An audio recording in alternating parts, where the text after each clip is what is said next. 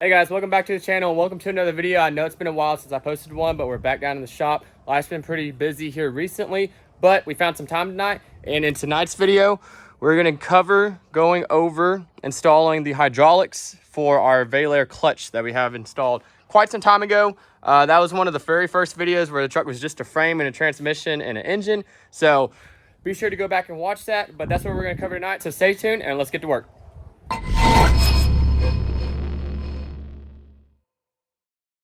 All right, so first things first, as you can see, here are the brand new hydraulics, and then here are the old ones. And I did want to get into a couple of variations that you might see on these second gen trucks, as the biggest variation is the bracket that holds your hydraulics or your master cylinder to the firewall of the truck. As you can see, this one has a snap ring and one little tab right here, and this actually held our old hydraulics. And you can see this groove cut right here, and that's the way that one was held on. So when I got the Velair upgraded hydraulics, this had 4 ears on it. And I was looking at it, there's no way that that was ever gonna fit and hold securely in here, especially when you apply pressure on the clutch. So I hit up the Facebook forums asking, hey, why is this not matching up to the Velair hydraulics that I got off their website? And they're saying, well, that is a very rare design, as the one that you need has this square cut design in it. And you can see right here, and also has some cutouts to where those tabs will kind of fall into a groove, so it'll stay stationary. But that is kind of the difference that you're seeing right now. One thing you want to make sure is that you have a decent amount of either gaskets or little rubber rings, because you need to hold pressure between this back plate right here and in between where those tabs or those ears are holding in this bracket. So you don't want it to move around or anything, because if it moves around and you apply pressure, it will pop out of that bracket. And then per Velair's warranty is if it pops out, they will not cover it. So that's the idea, is to make sure you have a good connection or a good firm seating of the hydraulics in that bracket. And so someone off Facebook was gracious enough to send this out to me, as the one that I had is just not the correct one, or this was a different hydraulics that came off of it and it went back to a snap ring style. So if anyone knows what this came off of, or was it specifically for O2 trucks, I don't know, but it's very strange to see that kind of bracket design. But as we're hopping into it, you can see that here's our reservoir right here. This is our slave cylinder that will go into the transmission. We have the hardware that holds this bracket on inside the cab. We got our 2 gaskets. That is the setup right here. You do have to back this jam nut off, and it was a little tight to get this rod adjusted. But other than that, so this is ready to go. What we want to do is make sure that we have this installed on this before we go in there. It's going to be a whole lot easier to make sure you can see that you got it seated down correctly before you stick it in the firewall of the cab. And then just make sure that we have some good gaskets right here, and then we have our hardware. I'm gonna set you up on a tripod and get to work. All right, guys, so we're sitting down here. We have our 2 little rubber rings. I'm gonna make sure I put the thick one on the back of it against this plate, this back plate, and then let the inner one that has a little bit better grip go on the metal plate or metal bracket. So we're just gonna slide these on. These will go in between right here and right here. Not too difficult, but this is just making sure that we have a good snug fit.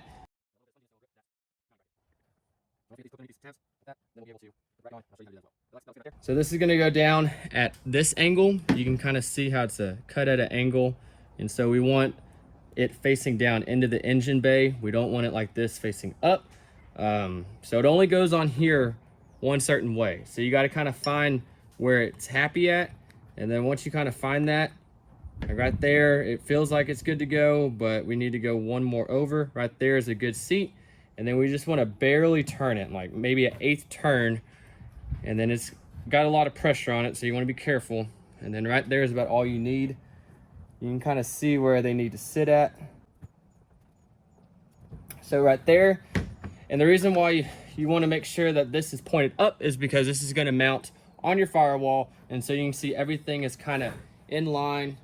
This rod goes directly into your clutch. You have some adjustment there. We'll go over exactly where you want that So here's the hardware. This will just go on here, and this is going through the cab. We need to fish this down underneath the firewall of the truck towards the transmission. Make sure that this is not going to get caught on anything. But essentially, that's kind of the steps before installing on the truck, is just making sure you have a good seat on this bracket and then making sure your rod's installed. But other than that, let's go over there to the truck, take a look at what we have, and we'll go from there. All right, so hopefully you can see down there, but you can see that hole in the cab right there with the 2 bolts going through it. That's where the hydraulics is going to mount at.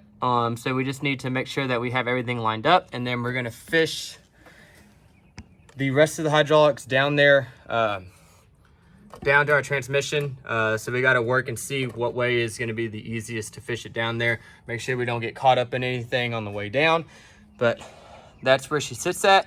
Shouldn't be too bad of an install. We'll go take a look at in the cab where all this is going to mount. So here's where we're at in terms of the clutch pedal.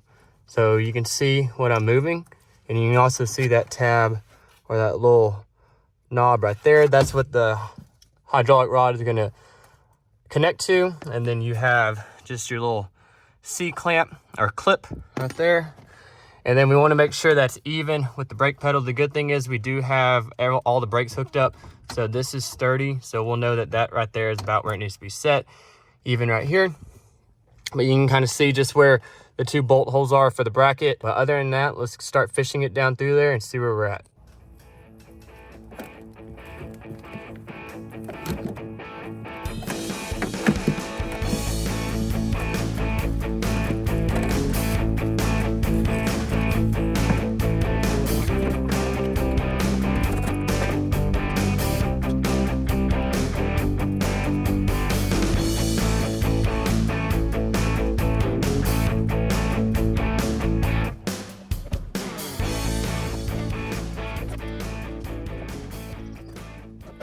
All right, guys, as you can see, it is super humid down here. It's very hot, so excuse all the sweatiness right now. But we did go ahead and get this fish down there.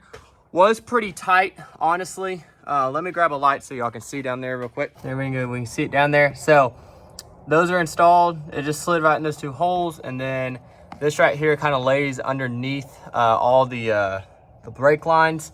And then you can kind of see our reservoir will go around this brake line, and all it does is we'll just self-tap into these pre-drilled holes that we have right here. So I may have to move this harness out of the way, but as of right now, that's kind of the way it sits. And then you can see my hand under here grabbing this. I don't know if you can see it. That's going down there to our slave cylinder. So when we tighten this up, it'll straighten it out. But as of right now, it looks pretty good. Not too bad of a fitment, but was a little bit difficult to fish all the way down into the transmission area down there, but had to go around the brake lines, and then we have a couple of extra wires hanging out there. But if we go into the inside of the cab, you can kind of see the back side of everything, which turned out pretty good as well. So if you can see in there, that rod comes straight through. That'll just clip on, and we'll have to do some adjustment, but that just clips on there like that. So nothing too crazy. We will have to steal the bushing out of this one and put it inside the other one, because right now it does have a lot of play on it. So we'll go ahead and take care of that, and then that's taking care of the inside. We'll put our 2 15mm nuts on there, suck everything tight, and go from there. All right, guys, so hopefully this is a better angle, but we do have that one tightened down and the top one tightened down, and then here's our rod. So we finally got some decent lighting. You can see, here it is. That bushing that goes on this side, that side. And then we will just push our clip in. If it'll focus right here. There we go. A little bit tighter fit, but now our clutch pedal is good to go. So we got a tiny bit of movement, but that right there is not bad. So we're just gonna leave it for now. It's sitting pretty even right here. So there's our brake, and they kind of go down together. Here's the slave cylinder just hanging down here. Do not remove these plastic little tabs, but this will be pretty simple enough.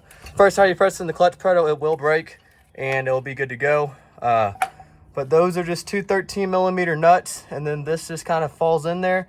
make sure it sits into the clutch fork, as that's what's applying, or this rod's applying pressure to. So in here, you can kind of inspect or where the pin is gonna sit on the clutch fork. So honestly, we just want to get this installed. This does turn, so just make sure it's good to go. We'll just put that on there like this, like that. And then we'll install those nuts back on there and call it good. All right, and just like that, we have them installed. So 1, 2, and then with our line running up there. So let's go back up to the engine bay. All right, so we're back up on the engine bay. Here's this, and this goes on here right there. I got the 2 screws that hold it down. So we'll go ahead and get those started, and that should complete it.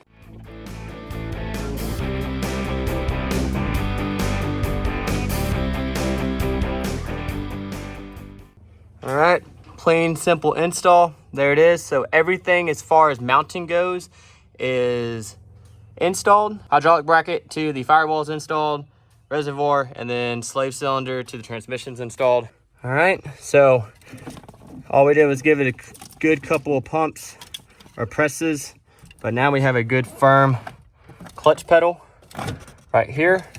We'll have to start buttoning up all this wiring. As you saw, we had a battery installed, but that should be all the way engaged. If not, we'll just pop that clip back out of there and then adjust the rod. But as we're out there, that's what it looks like. Probably missed some content here and there filmed by myself. It's been very hot down in the shop tonight. When I turn the camera around, you will definitely see what I'm talking about. But all started with making sure that you got a good seating in that bracket with the hydraulics. Gave it a couple presses, didn't see any movement on the outside, so we're good to go on that. Here's our reservoir. Just make sure you screw it back down to your cowl, and that's it. The rest of it, you just had to really fight your way, fish everything down through the engine bay, and then also kind of work your feed spaces on the or inside the cab under the dash. But that'll include this video. I hope it's a good little how-to step-by-step process going over the different variances that you can see in the hydraulic bracket. Other than that, it's kind of straightforward, but if you have any questions, then feel free to comment below. If you have any comments, be sure to share them, and then share this where you talk diesel, and I will catch you guys in the next one. Watch out.